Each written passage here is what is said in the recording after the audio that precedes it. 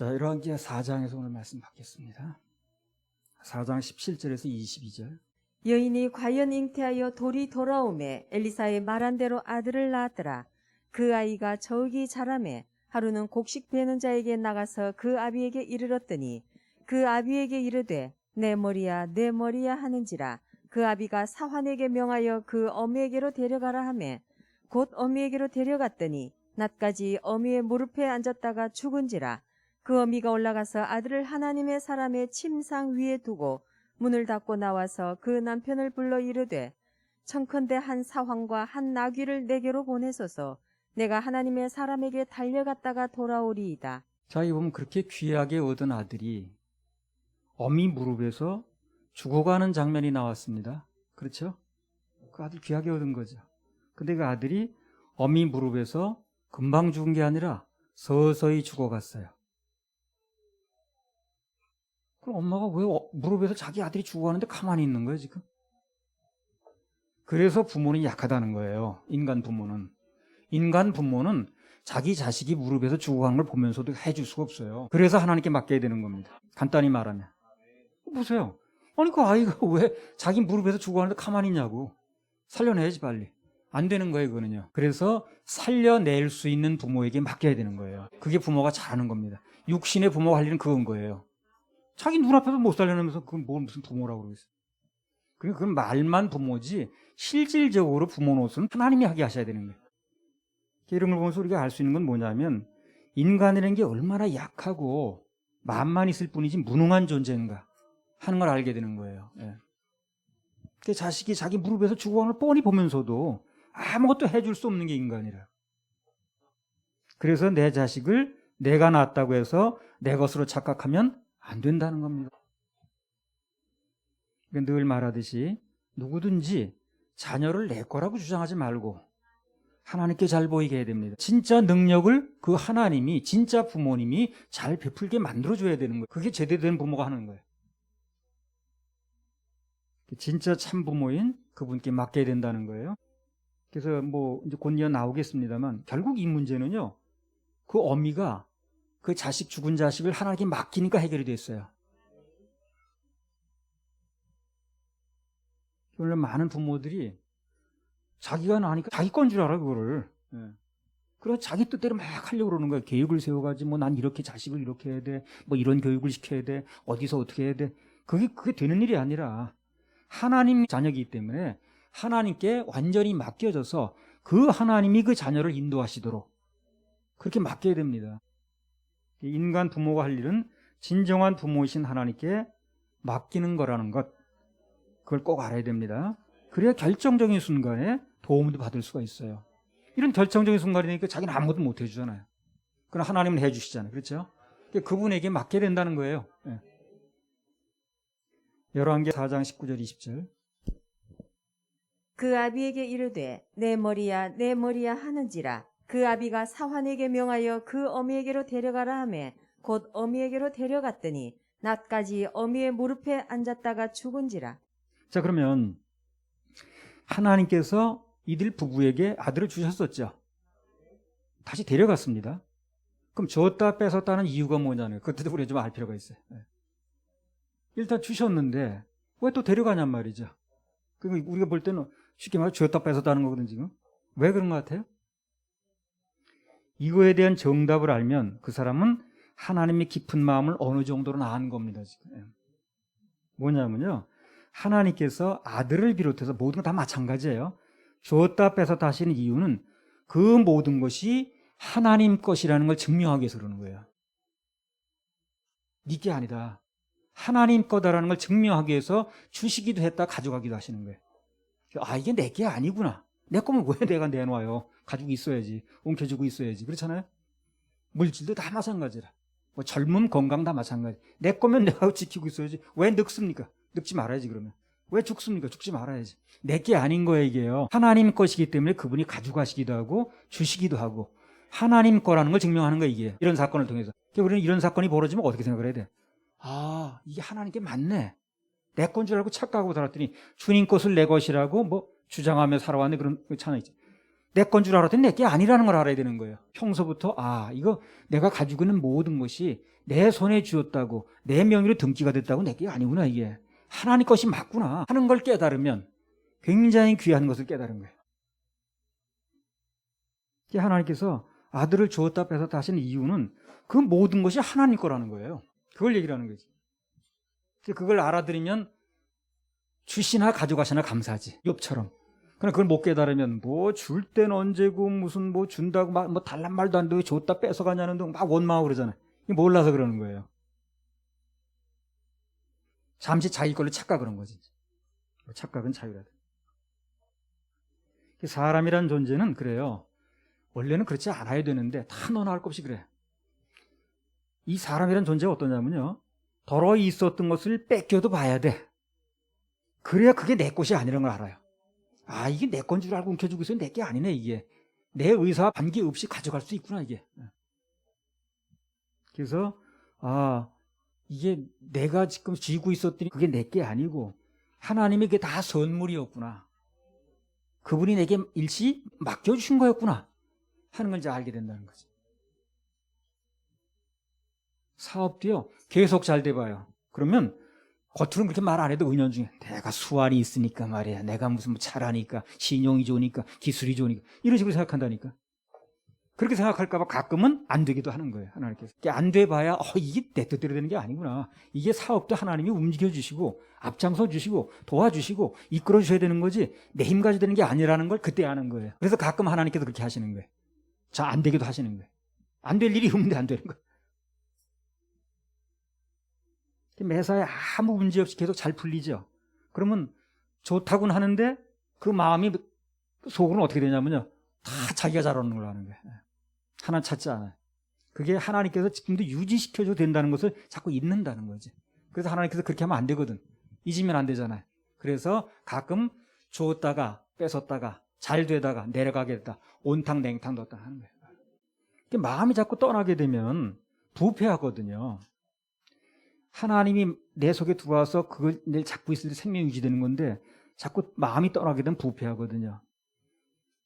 그래서 이제 그걸 막으시려고 그러시는 거예요. 아무리 좋은 것도 아무리 비싼 음식도 부패하면 버려야 되거든요.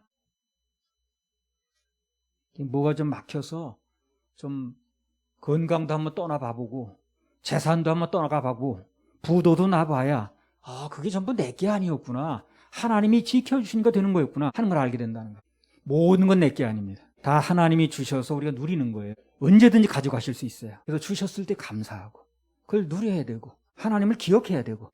자, 신명기 8장 15절에서 17절. 너를 인도하여 그 광대하고 위험한 광야 곧 불뱀과 전갈이 있고 물이 없는 간조한 땅을 지나게 하셨으며 또 너를 위하여 물을 굳은 반석에서 내셨으며 내 열조도 알지 못하는 만나를 광야에서 내게 먹이셨나니 이는 다 너를 낮추시며 너를 시험하사 마침내 내게 복을 주려 하심이었느니라. 또 두렵건대 내가 마음에 이르기를 내 능과 내 손의 힘으로 내가 이 재물을 얻었다 할까 하노라. 자, 보세요. 지금 얘기한 내용이 그대로 나옵니다. 이스라엘 백성들을 평탄한 길로만 인도하지 않으셨다는 거예요. 위험한 광야도 지나게 하시고 불뱀과 전갈이 있는 그런 물이 없는 간조한 땅도 지나게 하시고 또 어떤 때는 물을 또 반석에서 내게도 하시고 광야에서 그들의 조상도 알지 못하던 만나도 먹게 하시고 한마디로 하면 뭡니까? 냉탕 온탕이 왔다 갔다 했다고 말입니다. 어떤 때는 아이고 정말로 이거 뭐 막 몰아치시는 거야. 목이 말라가지고 그냥 막 목이 탈 정도. 또 어떤 때는 생각지도 않은데 막 그 물이 터지고 막 이렇게 하거든. 그래서 이제 쉽게 말해서 덥게도 하시고 차게도 하셨다는 얘기인데 그 이유가 뭐냐는 거예요. 17절. 또 두렵건대 내가 마음에 이르기를 내 능과 내 손의 힘으로 내가 이 재물을 얻었다 할까 그게 하노라. 바로 그겁니다. 계속해서 잘 되면 내 능이야 이건. 내 힘이야. 내가 지금 뭐 그래도 뭐 다른 사람보다 나으니까 그런 거지. 이렇게 생각하게 된다는 거예요.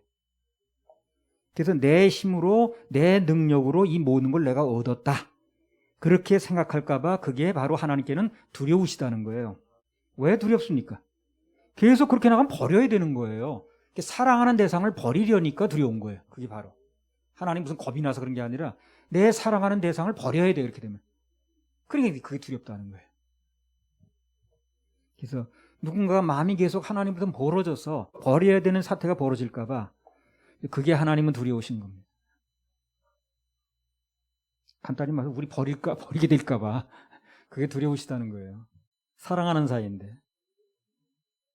신명기 8장 18절. 내 하나님 여호와를 기억하라. 그가 내게 재물 얻을 능을 주셨음이라. 이같이 하심은 내 열조에게 맹세하신 언약을 오늘과 같이 이루려 하심이니라. 그러니까 내 하나님 여호와를 기억하라. 그가 내게 재물 얻을 능을 주셨습니다. 그러니까 하나님께서 무언가를 주셔서 누리게 한다. 내가 지금 뭘 하고 있다면, 뭐 되어지고 있다면 그 모든 건 하나님이 되게 하셔서, 공급해 주셔서, 풀어주셔서 되고 있다라는 생각을 잊으면 안 된다는 거예요. 한일이라도 그걸 잊으면 안 됩니다. 그럼 원래 주인이 가져갈 수도 있어요. 그 본인 게 아니라는 걸 깨닫게 하기 위해서. 그래서 그걸 한시라도 잊으면 안 됩니다. 하나님께서 모든 걸 주신 것이다. 또 나에게 누리게 하신 것이지 내가 사용법만 가지고 있는 거지 내게 아니다라는 생각이 있어야 그래야 그분께 드릴 수도 있고요. 오늘 수넴 여인처럼 무슨 일이 있을 때 그 문제를 우선 하나님께 가져갈 수 있는 것입니다. 그게 생각이 중요한 거예요. 그래서 오늘 수넴 여인은 결국 아들이 자기 게 아니라 하나님 거라는 걸 알게 된 거예요. 자기 그 무릎에서 죽어가는데 어떻게 해줄 수가 없어. 그러니까 이게 내 자식이라고 내 게 아니구나 이게. 하나님 거라는 걸 철저하게 알게 된 거죠. 그래서 아들에게 문제가 생기니까 당연히 그 임자이신 그분께 데려갈 수밖에 없는 거예요. 그러니까 하나님께 빨리 찾아 나가지 않는 사람은 아직도 그걸 자기 거라고 생각하는 거예요. 그래서 임자한테 나가지 않는 거예요. 그게 하나님 거라고 생각해야 그 문제를 진짜 주인 되시는 진짜 해결권 있는 그분께 가지고 나가는 겁니다. 그래서 한번 뭐가 됐든 간에 좀 가슴 아픈 얘기긴 하지만 내 손을 좀 떠나봐야 이게 내 전유물이 아니구나 이게. 하나님께서 잠시 내게 맡기신 것이었구나 하는 걸 알게 되는 거예요. 그럼 그걸 알게 되면 내가 누리고 있는 거에 대해서 감사가 되겠죠. 그렇죠? 이게 아닌데 누리게 하시니. 전에 그 세미나 같은 데 이제 가보면 어떤 목사들이 하나님께서 무슨 은사를 자기한테 주셨다는 거야. 근데 그 자기 걸로 한 거야, 이 사람들이. 그래서 마구 쓴 거지, 그냥. 근데 하나님께서 어느 날 도로 가져가셨다는 거예요, 그걸. 그러니까 그때부터는 참 세상 살 맛이 없어가지고 보이던 게 안 보이고 그러니까 이걸 다시 찾으려고 이렇게 여기저기 다닌다는 거예요. 그들이 찾았는지 난 모르겠습니다. 하여튼 좌우지간. 근데 그런 걸 보면서 그렇구나. 무언가 하나 받았을 때 관리를 잘못하면 저렇게 되는구나. 그리고 다시 그걸 찾으려고 애쓰는데 잘 되지도 않는구나 하는 걸 알겠더라고. 그래서 가장 좋은 것은 이런 말씀이 들려질 때 이걸 가슴으로 받아서 미리 예방하는 게 좋습니다. 이런 일이 벌어진 다음에 그런 일이 벌어진 다음에 그렇게 하지 말고 미리 예방이 중요합니다. 그런 가슴 아픈 일을 답답한 일을 당할 필요가 없습니다. 예방. 창세기 22장에 보면 하나님께서 아브라함을 번제로 드리라고 그랬죠. 그건 뭘까요? 그것도 뭐예요? 이삭이 자기 게 아니라는 걸 확인하고 싶으신 거예요. 하나님께서.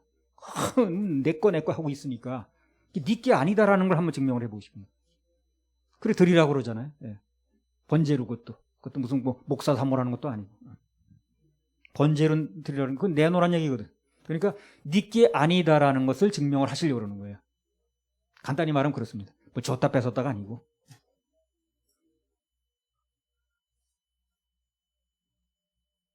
그래서 이삭이 자기 것이 아니라는 것을 인식시켜줄 필요가 있었다는 거죠. 그래서 물질이든지 뭐든지 다 자기 거라고 자꾸 주장하면 하나님께서 그 사람 것이 아니라는 것을 증명하기 위해서 한번 가져가실 수가 있습니다. 그러면 큰 아주 어려움을 당하죠. 그래서 모든 것을 계속해서 누리려면 매사에 하나님 것이라는 청지기 정신이 중요합니다. 그래서 매사는 하나님께서 다 나에게 맡기신 것이지 내 것은 없습니다. 그래서 감사해야 되고 그리고 겸손해야 되고 남편에게 부인도 맡겨주신 거고 부인에게 남편도 맡겨주신 거예요. 다 맡겨주신 겁니다. 그리고 나로 하여금 누리게 하는 거니까 감사해야 되겠죠. 열왕기하 4장 21절부터 27절. 그 어미가 올라가서 아들을 하나님의 사람의 침상 위에 두고 문을 닫고 나와서 그 남편을 불러 이르되 청컨대 한 사환과 한 나귀를 내게로 보내소서. 내가 하나님의 사람에게 달려갔다가 돌아오리이다.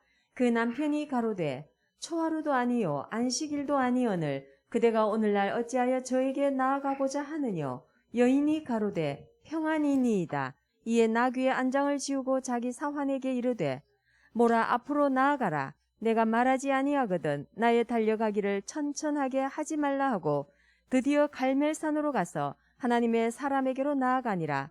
하나님의 사람이 멀리서 저를 보고 자기 사환 게하시에게 이르되 저기 수넴 여인이 있도다. 너는 달려가서 저를 맞아 이르기를 너는 평안하냐? 내 남편이 평안하냐? 아이가 평안하냐 하라 하였더니 여인이 대답하되 평안하다 하고 산에 이르러 하나님의 사람에게 나아가서 그 발을 아는지라. 게하시가 가까이 와서 저를 물리치고자 하매 하나님의 사람이 가로되 가만두라. 그 중심에 괴로움이 있다마는 여호와께서 내게 숨기시고 이르지 아니하셨도다. 예. 자, 여기 보면 수넴 여인에게 이제 급한 일이 벌어졌죠. 굉장히 급하죠, 그죠? 아이가 죽었으니까. 그런데 그 다음에 그걸 처리하는 과정에서 그 일을 자기 그 급박한 사정을 자기 남편이나 또는 게하시 거기 상의하지 않았어요. 곧바로 엘리사에게로 그 문제를 가져갔습니다. 그 결과 아들을 살렸어요, 죽였어요? 살렸습니다. 그러니까 인생에서 위급한 순간이 왔을 때 누구를 찾고 누구를 만나느냐가 그렇게 중요한 거예요. 굉장히 중요합니다. 그러니까 평소에 마음의 준비가 돼 있어야 돼요. 급박한 순간에 머리가 잘 안 돌아가거든. 사람이 본능적으로 움직이거든. 그래서 평소에 이런 말씀을 가슴에 담아뒀다가 급박한 순간이 오면 본능적으로 적용이 돼야 돼. 안 그러면 급박한 순간이 오면 그냥 막 본능으로 나가버리니까. 이게 뭐가 되려면 인생의 어려움이나 또는 시험거리가 올 수도 있는데 그 사정을 아무 데나 자꾸 말하면 안 돼요. 그러지 말고 그 사정을 내놓을 대상을 우선 잘 잡아야 돼요. 그렇죠. 살다 보면 시험거리 있을 때 있잖아요.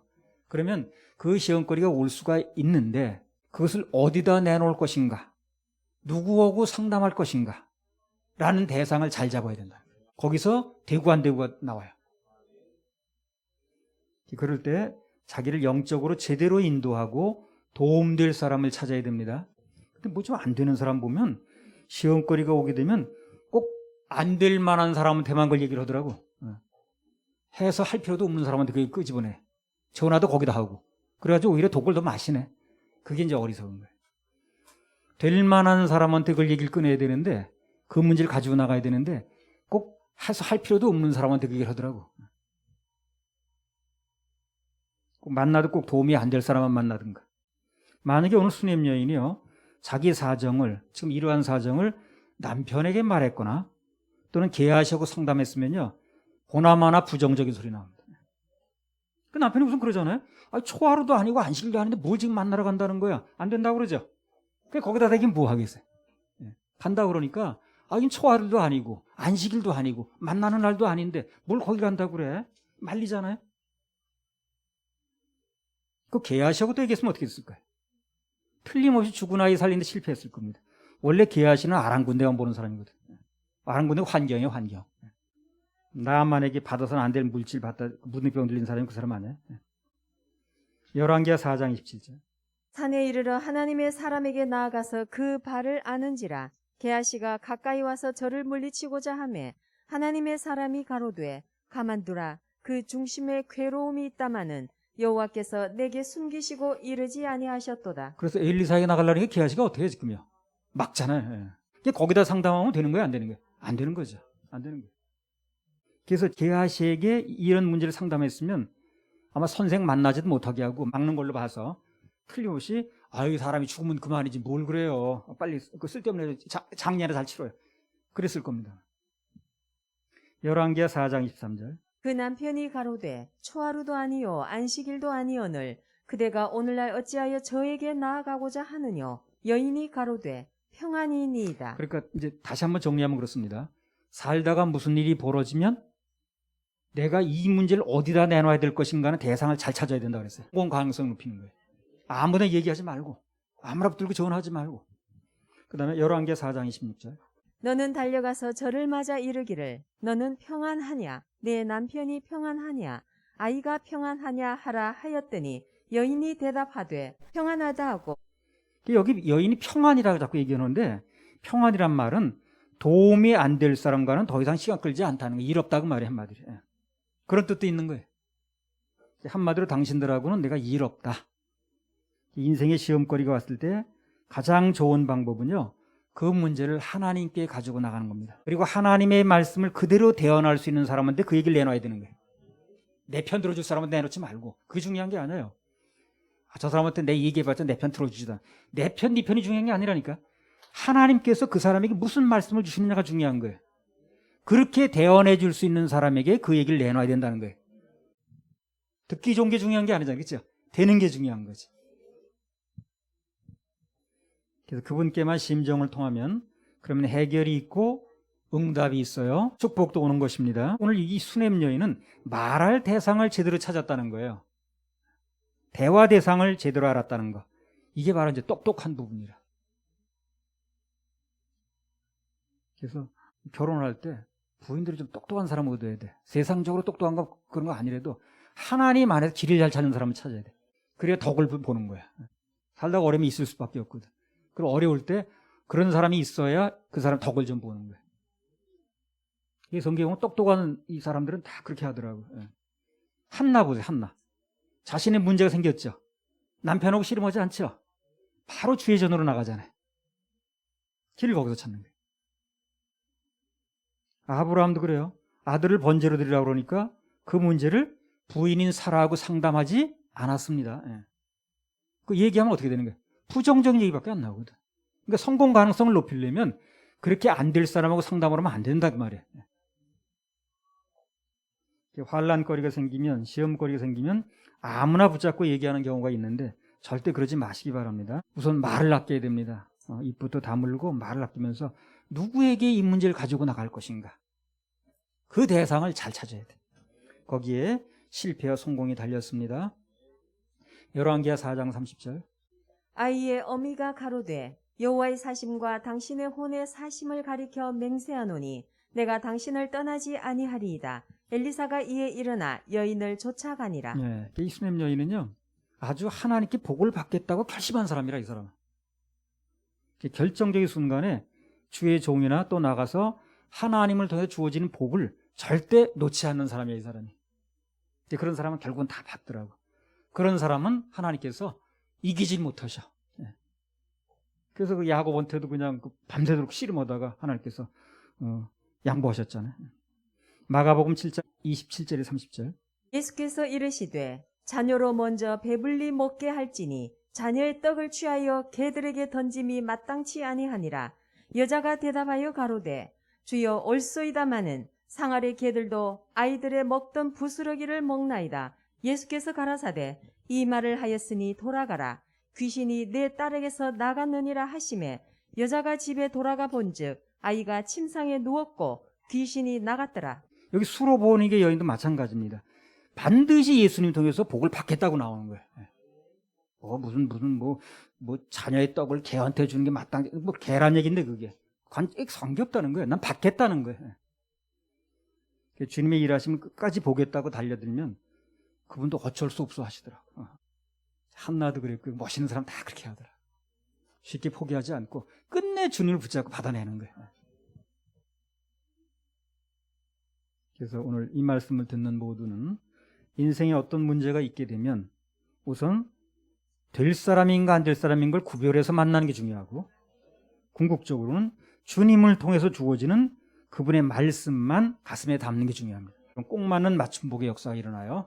이 맞춤복이라고 말하는 것은 왜 그러냐면요, 실제로 하나님 역사가 그런 식으로 일어나요. 그 상대에 딱 맞춰서. 자, 예를 들어서 열왕기하 지금 4장을 보고 있는데 전반부에는 무슨 얘기 나왔던가요? 가난한 선지자의 생도의 아내가 그 남편이 죽고 나서 빚만 남겨놓고 갔죠. 그때 그 사람들에게 뭘 해줬어요? 물질의 축복을 해주셨죠. 가난해서 빚독촉에 아이까지 노예로 넘어가게 생겼거든. 그 집에 뭐가 필요한 거예요 지금? 물질이 필요하잖아요. 그래서 물질을 축복하신 거예요. 그런데 오늘 후반부에 나오는 수냄 여인에게는 하나님께서 뭘 주셨습니까? 아들을 주셨습니다. 수냄 여인은 그렇게 돈이 급한 사람은 아니에요. 먹고 살만합니다. 그러니까 귀한 부인이 그 집도 바쳐서 뭐 좋은 건 아니지만 주기로 했잖아요. 그러니까 이 사람에게는 돈이 필요한 게 아니니까 뭐가 필요한 사람은 아들이, 그러니까 아들을 준 거예요. 그럼 뭐예요 지금요? 한마디로 말하면 맞춤복이라니까. 맞춤복. 하나님께서 누군가에게 복을 주실 때 각자의 필요와 형편에 꼭 맞게 맞춤복을 하십니다. 자, 그렇다면 누군가에게 어떤 일을 하나님이 해결해 주셨어요. 난 그걸 원한 게 아닌데. 아니요, 그렇지 않아요. 하나님 보실 때 그 사람은 그게 필요했던 거예요. 그렇게 받아들여야 됩니다. 그게 필요한 게 아니야 지금요. 그렇게 말하지 말라니까요. 하나님 보실 때는 그 사람에게 그게 필요한 거예요 지금. 그래서 그걸 해주시는 거예요. 그걸 받아들이고 해결되면 그 나머지 문제는 저절로 해결됩니다. 하나님의 관점에서 봐야 되는 거예요. 대부분 그렇죠. 나 그게 필요한 게 아니래 지금. 아니, 그렇지 않다니까요. 하나님께서 이 집은 뭐가 필요한 건가, 이 집은 뭐가 긴급한 건가 다 판단해서 하시는 거예요. 그래서 오늘도 주님만 사모하고 그분의 말씀과 약속을 붙잡으시기 바랍니다. 그러면 결국은 맞춤복의 역사가 일어납니다. 열왕기하 4장 32절부터 34절. 엘리사가 집에 들어가 보니 아이가 죽었는데 자기의 침상에 눕혔는지라. 들어가서는 문을 닫으니 두 사람뿐이라. 엘리사가 여호와께 기도하고 아이의 위에 올라 엎드려 자기 입을 그 입에, 자기 눈을 그 눈에, 자기 손을 그 손에 대고 그 몸에 엎드리니 아이의 살이 차차 따뜻하더라. 자, 여기 보면 죽은 아이가 살아나는 역사의 현장에 딱 두 사람만 남았어요. 그렇죠? 나머지는 볼 수 없도록 문을 안으로 닫았습니다. 그래서 하나님께서 뭔가 역사를 하실 때 보면 특징이 그것을 체험할 수 있는 사람을 엄격하게 제한을 합니다. 다 보게 하는 게 아니에요. 어느 시대를 막나라고 다 똑같습니다. 사사기 7장 2절에서 3절. 여호와께서 기드온에게 이르시되 너를 좇은 백성이 너무 많은즉 내가 그들의 손에 미디안 사람을 붙이지 아니하리니 이는 이스라엘이 나를 거스려 자긍하기를 내 손이 나를 구원하였다 할까 함이니라. 이제 너는 백성의 귀에 고하여 이르기를 누구든지 두려워서 떠는 자여든 길르앗 산에서 떠나 돌아가라 하라 하시니 이에 돌아간 백성이 22,000명이요 남은 자가 10,000명이었더라. 그래서 결국 이 사건이 어떻게 됐냐면요, 나중에 미디안 군대끼리 막 싸웠어요. 막 신기하죠. 자기네끼리 막 아군끼리 막 찌르고 해가지고 여긴 손도 안 댔는데 돌도 안 던졌는데 쫓아가지도 않았는데 자기네끼리 막 찌르는 거야. 신기한 일이 벌어졌습니다. 그런데 그러한 역사적인 신기한 일을 하시기 전에 뭘 먼저 하시는 거예요? 그걸 체험할 수 있는 참관단을 300명으로 제한하더라는 거예요. 그게 중요한 거예요. 그래서 일은 하나님이 하신 게 맞는데 그 하나님이 일하시는 역사의 현장을 체험해 봐야 되거든. 본계 재산이니까. 근데 그걸 아무나 다 부르는 게 아니라는 거예요. 꼭 필요한 사람만 하나님이 부르시는 겁니다. 다니엘서 10장 7절 8절. 이 이상은 나 다니엘이 홀로 보았고 나와 함께한 사람들은 이 이상은 보지 못하였어도 그들이 크게 떨며 도망하여 숨었었느니라. 그러므로 나만 홀로 있어서 이 큰 이상을 볼 때에 내 몸에 힘이 빠졌고 나의 아름다운 빛이 변하여 썩은 듯 하였고 나의 힘이 다 없어졌으나. 그래서 하나님께서 다니엘에게 임하셔서 큰 역사를 하시거든요. 근데 먼저 그 일을 참관할 수 없는 사람은 다 도망가게 하셨어. 다니엘이 홀로 봤다고 그러죠. 하나님께서 다니엘 홀로 지금 이 참관자를 만드는 거예요. 다른 사람들은 많이 있었는데 그 자리에 없게 만드는 겁니다. 그리고 일을 진행하시는 거예요. 그래서 하나님께서 일을 하시되 누구나 그 은혜의 주인공이 되는 게 아니라는 거예요. 이런 일로 저런 일로 갈 사람은 다 가게 만들어요. 정말 중심으로 주님만을 바라보는 자, 그리고 끝까지 남는 사람이 은혜의 주인공이 되는 거예요. 마태복음 9장 23절 25절. 예수께서 그 직원의 집에 가사 피리 부는 자들과 호나하는 무리를 보시고 가라사대 물러가라. 이 소녀가 죽은 것이 아니라 잔다 하시니 저들이 비웃더라. 무리를 내어보낸 후에 예수께서 들어가사 소녀의 손을 잡으심에 일어나는지라. 그렇죠. 예수님이 분명히 이 사람 잔다고 그랬거든. 잠은 깨우면 되는 거잖아요. 자는 사람 일어나면 되는 거죠. 안 믿는 거예요. 그러니까 안 믿고 비우는 사람은 다 내보냈습니다. 죽었던 아이가 살아나는 역사적인 현장에 아무나 있게 하지 않았다는 거예요. 하나님께서는 당신을 믿지 않고 사모하지 않는 사람들에게는 일도 안 해주실 뿐더러 기적의 참관단에 넣어주질 않습니다. 그래서 우리는 늘 하나님의 그 일하심에 대해서, 하나님의 말씀이 이루어짐에 대해서 믿음을 가지고 소망을 가지고 사모하는 마음으로 기다려야 돼요.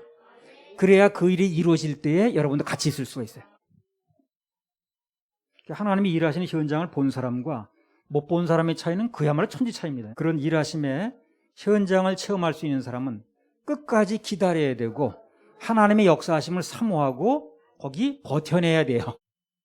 그런 사람이 기적의 참관단이 될 수 있습니다. 중간에 없어지거나 내려놓거나 포기하지 말고요. 사도행전 9장 36절에서 40절. 욥바에 다비다라 하는 여제자가 있으니 그 이름을 번역하면 도르가라. 선행과 구제하는 일이 심히 많더니 그때 병들어 죽음에 시체를 씻어 다락에 뉘우니라.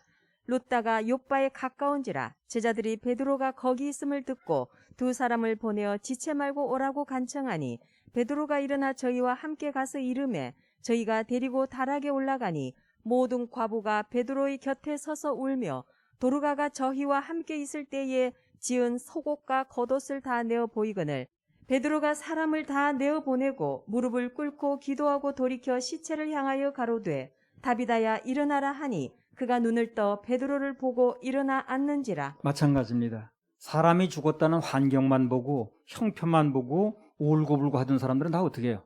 다 내보냈어요. 다 내보냈어요. 믿음으로 정말 주님의 일하심이 믿어져서 기다리는 사람만 그걸 보는 거예요. 다 내보내고 그 다음에 하나님께서 베드로를 통해서 죽은 다비다를 일으키시죠. 거듭 말하지만 하나님의 역사의 현장에 아무나 부르는 것도 아니고요. 아무나 참관하는 것도 아니에요. 성경 어딜 보나 똑같이 나옵니다. 하나님께서는 당신의 역사를 하시기 전에 먼저 그것을 체험할 자, 하나님의 일하심을 참관할 자, 그 기적의 역사의 주인공들이 될 사람들을 선발을 먼저 해요. 그들 앞에서 일하시는 거예요. 우리도요, 끝내 주님 바라보면요, 앞으로도 계속 하나님께서 신기한 일을 많이 하실 겁니다. 룻기 1장 13절 14절. 너희가 어찌 그것을 인하여 그들의 자라기를 기다리겠느냐? 어찌 그것을 인하여 남편 두기를 멈추겠느냐? 내 딸들아 그렇지 아니하니라. 여호와의 손이 나를 치셨으므로 나는 너희로 인하여 더욱 마음이 아프도다. 그들이 소리를 높여 다시 울더니 오르바는 그 시모에게 입맞추되 룻은 그를 붙쫓았더라. 그래서 이제 하나님께서 보아스라는 그런 귀한 보물을 마련해놓고 그를 통해서 예수님의 족보도 만들고 엄청난 계획들이 있었거든요.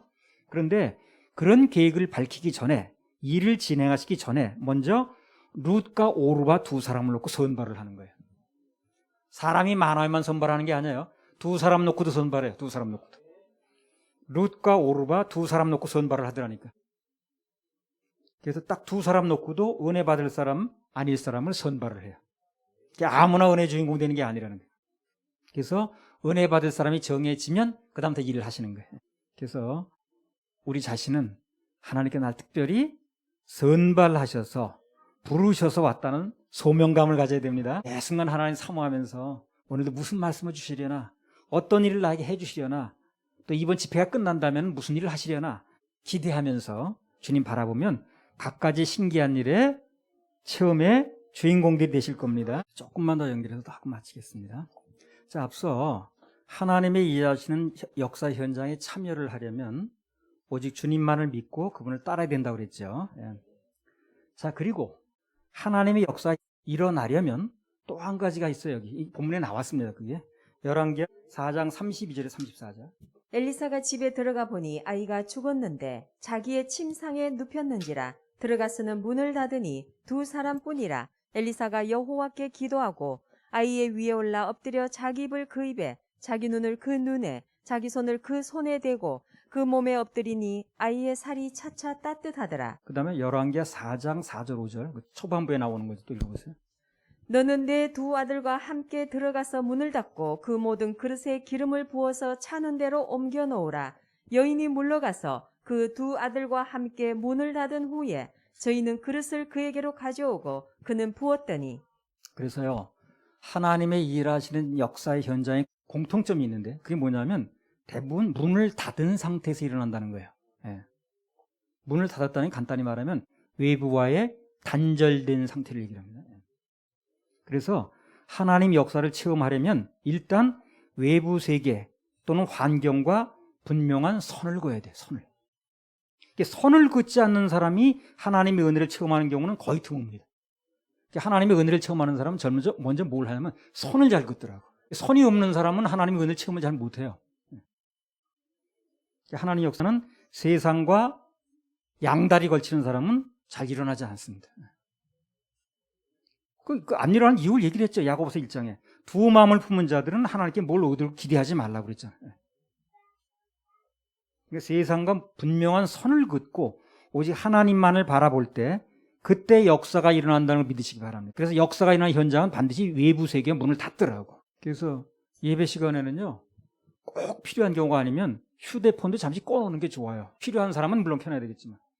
예배 중에는 외부 세계와 손을 그는 게 좋습니다. 내일 무슨 일이 일어날 건데, 무슨 이달에 무슨 일이 있는데, 그거 다 끊으세요. 끊고 오직 예배 중에 일어나는 일, 하나님이 역사하심, 말씀, 여기만 집중하셔야 됩니다. 이사야 48장 1절에 3절. 그 즈음에 히스기야가 병들어 죽게 되니 아모스의 아들 선지자 이사야가 나와 그에게 이르되 여호와께서 이같이 말씀하시기를 너는 내 집에 유언하라 내가 죽고 살지 못하리라 하셨나이다. 히스기야가 얼굴을 벽으로 향하고 여호와께 기도하여 가로되 여호와여 구하오니 내가 주의 앞에서 진실과 전심으로 행하며 주의 목전에서 선하게 행한 것을 추억하옵소서 하고 심히 통곡하니. 네, 히스기야가 병들었는데 얼굴을 벽으로 향하고 하나님 기도했다는 거죠. 정확히 말하면 뭐예요 이게? 문을 닫는 행위예요 이게요. 그래서 세상에 그 당시에 왕을 치료하는 어이도 있고 했겠지만 거기 다 단절하고 그런 거 바라보지 않고 오직 주님만 바라보겠다는 거거든. 그래 벽을 향하는 거지 그냥. 문을 닫는 행위입니다 이게. 외부와 끊겠다는 거지 그냥. 주님만 바라보겠다는 거예요. 그럼 역사가 일어나더라고요. 그럼 역사가 일어나요. 그게 궁중에 어이가 의원이 없어 그런 게 아니고 오직 주님만 바라보겠다는 의사를 표현하는 게 지금이야. 그랬더니 15년이나 연장시켜 주셨잖아요. 여호수아 24장 15절. 만일 여호와를 섬기는 것이 너희에게 좋지 않게 보이거든 너희 열조가 강 저편에서 섬기던 신이든지 혹 너희의 거하는 땅 아모리 사람의 신이든지 너희 섬길 자를 오늘날 택하라. 오직 나와 내 집은 여호와를 섬기겠노라. 마찬가지입니다. 사람들이 복잡해지고 혼란해지고 여기저기 우왕좌왕하니까 여호수아가 딱 이렇게 말하는 거예요. 다른 사람들이 어찌하든 자기와 가족은 주님을 따르겠다. 선을 긋는 거죠 지금요. 당신네들이 어떻게 나가든 하나님을 따르면 좋겠지만 그렇지 않고 나간다면 마음대로 하라는 거예요. 그러나 나와 내 집은 하나님 찾다 그러죠. 하나님을 따르겠다 그러죠. 선을 긋는 거예요 선을. 그럼 하나님께서 어떻게 역사하셨는가 여호수아에게 24장 16절 18절. 백성이 대답하여 가로되 여호와를 버리고 다른 신들 섬기는 일을 우리가 결단코 하지 아니하오리이니 이는 우리 하나님 여호와 그가 우리와 우리 열조를 인도하여 애굽 땅 종 되었던 집에서 나오게 하시고 우리 목전에서 그 큰 이적들을 행하시고 우리가 행한 모든 길에서 우리의 지난 모든 백성 중에서 우리를 보호하셨음이며 여호와께서 또 모든 백성 곧 이 땅에 거하던 아모리 사람을 우리 앞에서 쫓아내셨음이라. 그러므로 우리도 여호와를 섬기리니 그는 우리 하나님이심이니이다. 그래서 선을 딱 여호수아가 크니까 그 사람이 떠나질 않는 거예요. 사람들이 오히려 철저하게 여호수아를 따르겠다는 사람들을 붙여주신 거예요. 하나님께서 대단한 헌신자들을 붙여주셨어요. 그래서 분명한 선을 그으면 하나님께서 거기에 맞는 사람들도 붙여주십니다. 오늘 이 그리스도인들이 왜 힘이 없냐면요, 한마디로 말하면 그렇습니다. 세상과의 분명한 선이 없는 거예요. 그래서 힘이 없어요. 하나님 말씀은 선이 분명한데 내 마음의 선이 희미하다는 거지. 그래서 힘이 없는 거예요. 선만 분명히 그어보세요. 왜 힘이 없나? 그렇죠? 여호수아가 뭐가지 힘을 쓰는 거지. 선을 그어서 힘을 쓰는 거거든요. 당신대로 어떻게 나가든 간에 나와 내 집은 하나님을 섬기겠다. 이 선이 힘을 쓰는 거 아니에요? 거기 사람도 붙여주는 거죠. 운전자가 왜 차선을 범합니까? 도로상에 선이 없는 게 아니죠. 도로상에 선은 분명히 그어 있습니다. 운전자의 마음속에 선이 없는 거예요. 그래서 범하는 거예요. 그렇죠? 하나님 말씀에 선이 없는 게 아니에요. 그 사람 마음속에 선이 없는 거예요. 그게 힘이 없는 거죠. 선이나 없는 거죠. 오늘날 그리스도인들이 왜 세상과 선을 걷지 못하는가? 자기 마음속에 선이 없어요. 그러니까 선을 못 걷는 거예요. 선이 없는데 무슨 선을? 그러니까 선이 안 거지다 보니까 힘도 없어. 선을 근거로 힘을 쓰는 건데. 이게 마음속에 세상과의 선이 없는데 제대로 분리된 생활을 할 수 없는 거지, 이 사람이. 그래서 하나님의 역사를 체험하려면 마음속에 선부터 거야 됩니다. 죽으면 죽으리이다. 그리 아니하실지라도 이런 거. 마음속에 분명한 선이 있을 때 힘도 생기고 역사가 일어난다는 걸 믿으시기 바랍니다. 그 선에서 하나님이 역사를 하시는 거예요. 그리 아니하실지라도 선을 긋는 사람은 하나님께서 그 인생에 엄청난 선물을 주세요. 무슨 선물을 주시는가? 다니엘서 3장에 보면요. 그리 아니하실지로 나왔죠, 그 사람들이요. 느부갓네살 왕이 풀무불 앞에서도 그리 아니하실지라도 우상에게 절하지도 않고 오직 하나님께만 예배하겠다고 선을 그었어요. 다니엘과 세 친구들이. 불 속에서 건져내더라고요. 선을 그은 사람은 다 건져내는 거예요. 선을 그었지 않은 사람은 쓸모가 없어. 그러나 선을 그은 사람은 다 살려냅니다. 비록 내가 원하는 대로 안 돼도 그래도 나는 끝까지 하나님만 따르겠다. 그분만을 예배하겠다. 그리 아니하실지로의 신앙을 가진 사람은 이 세상 어디서나 쓸 수 있는 마스터 카드를 주세요. 중요한 건 뭐냐면 한 번 그런 시험을 통과해서 카드를 받으면 합격되면 그들은 별 큰 시험이 없더라는 거예요. 그게 더 중요해요. 한 번만 그 시험을 넘기면 그 다음부터는 그런 시험이 별로 없더라니까. 자, 아브라함, 이삭 드리는 시험에 합격했죠. 또 드리라고 그랬어요? 지난번에 안 되겠다. 또 한 번 다시 그런 거 없죠. 다니엘의 세 친구 불 속에 또 들어갔어요? 아니 그렇지 않아요. 한 번 합격이 중요합니다. 그래서 다니엘의 세 친구도 다시 불 속에 들어간 적 없고요. 아브라함도 이삭을 다시 바친 적이 없어요. 그러니까 인생의 어떤 결정적인 순간이 오면 한 번 하나님 편에 서면 돼요. 주님께서 그에 상응한 보상을 해주십니다.